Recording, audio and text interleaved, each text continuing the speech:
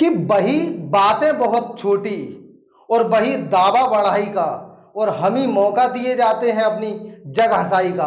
और जितनी जगहसाई का मौका ये आम आदमी पार्टी दे रही है, जितना ये आम बनते हैं, आपको बता दूं उतने ही ज्यादा खास हैं ये क्रिमिनल एक्टिविटीज में इन्वॉल्व होने के लिए।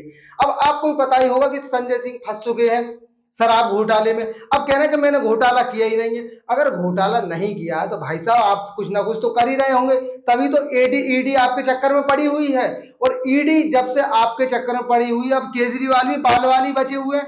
और बाल बाल बच ही गए, मैं तो यही कहना चाहूंगा, उनके तो केवल बाल ही बाल बचे हैं।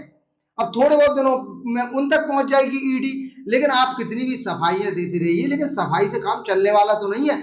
सफाई से काम नहीं चलेगा। आप ऐसा कोई प्रूफ दीजिए जिससे कि आप बच जाए, नहीं तो आपको पता ही है ये सीरीज बहुत ज्यादा लंबी होने वाली है। ये धीरे धीरे आपको पता होगा पहले शुरू हुई थी छोटे छोटे नेताओं से, अब ये सीरीज बड़े बड़े नेताओं पर जाकर के थमेगी। और इस तरीके की अगर यही मानसिकता रही, अब आप केजरीवाल के लिए देख लीजिए। केजरीवाल कह रहे हैं कि भाई देखो ये सारे के सारे झूठे इल्जाम हैं। तो आप सोच के देखिए इल्जाम आप पर ही क्यों लग रहा है। और भी तो नेता हैं बहुत सारे, इल्जाम आप पर ही क्यों लगा? क्योंकि आप कह रहे हैं हम आम आदमी पार्टी है, हमारी बहुत ज्यादा आम है। लेकिन आप इतने खास हैं कि सारे के सारों का ध्यान आपकी तरफ है। अगर आप खास नहीं होते तो इनका ध्यान होता ही क्यों? तो खास आप किस चीज में, पहले ये तो बता दीजिए मुझे। और खास आप किस चीज में, ये ईडी को पता लग चुका है। खास आप हैं शराब बिक्री के अंदर, शराब घोटाले के अंदर आप बहुत ज्यादा खास है। वैसे आप आम बनते हैं तो आम के आम तो है, लेकिन आप गुठलियों के दाम ले रहे थे अंदर से।